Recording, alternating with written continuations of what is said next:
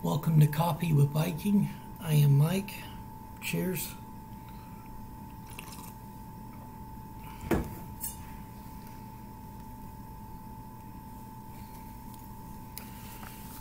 God in the bushes. Exodus 3:2.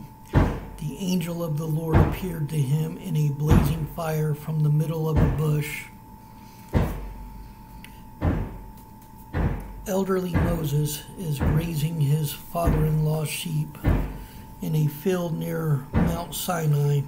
A bush erupts in fire but doesn't burn up.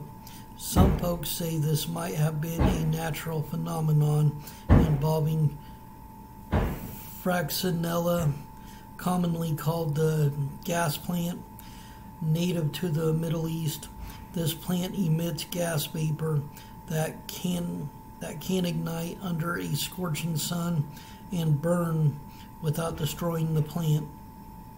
But even if the fire is natural, the talking bush isn't.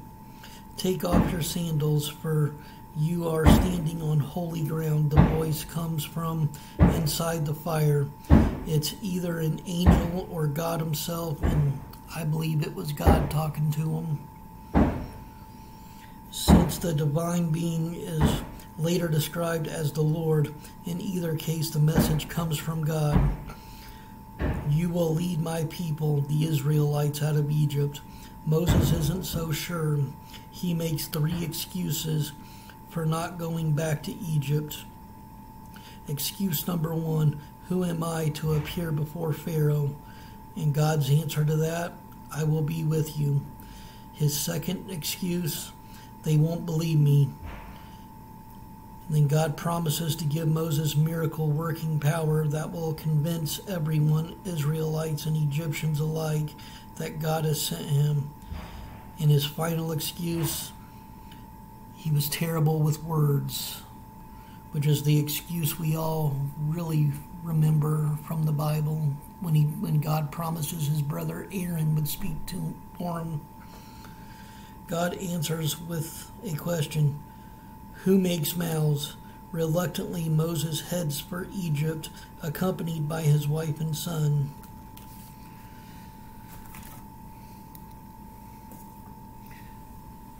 And as far as the excuses go, we all make excuses when it comes to things God wants us to do. I'm guilty of it. We all are at some point, especially when we're new to the faith and we look at our faults more than we look at God's blessings and miracles and power. And one thing that they left out of there was they forgot to put in there that when he said that he was not good at talking, that God did say that he would have his brother Aaron be his speaker.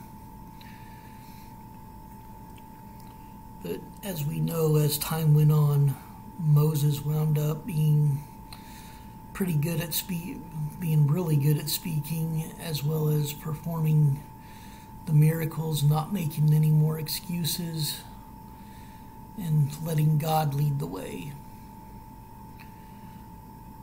And that's the way we all are in the beginning. We make excuses, we look at our faults and not God's power, and that's what Moses was doing. But over time, like Moses, we do see God's power working through us and in our lives, which helps our faith grow like it did with Moses. So just trust in the Lord, help him build your faith, and know that he will never lead you astray. Stay blessed. Stay caffeinated. Much love.